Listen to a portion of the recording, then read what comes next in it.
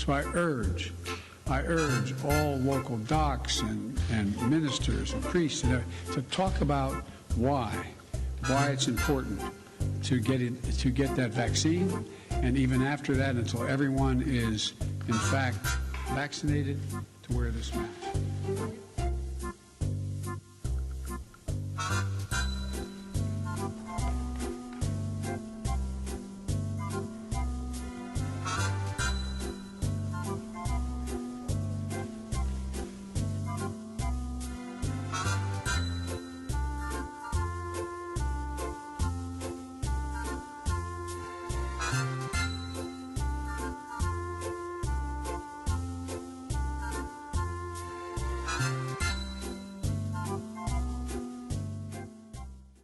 No scientific studies have shown significant numbers of reinfections of patients previously infected or previously vaccinated.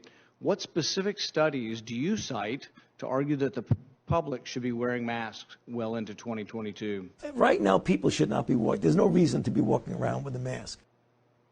I'm not sure I understand the connection of what you're saying about masks and reinfection. We're talking about people who have never been infected before.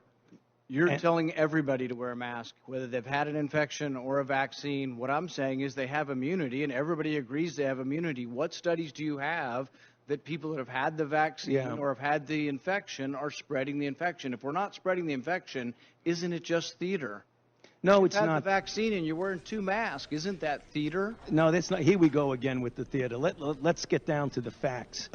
Okay, the studies that you quote from Crotty and Sete look at in vitro examination of memory immunity, which in their paper they specifically say this does not necessarily pertain to the actual protection. It's in vitro. And what studies can you point to that show significant reinfection? There are no studies that show Just significant reinfection. let me finish the response to your question, if you please. The other thing is that when you talk about reinfection and you don't keep in the concept of variants, that's an entirely different ballgame. That's a good reason for a mask. In the South African study conducted by J&J, they found that people who were infected with wild type and were exposed to the variant in South Africa, the 351, it was as if they had never been infected before. They had no protection.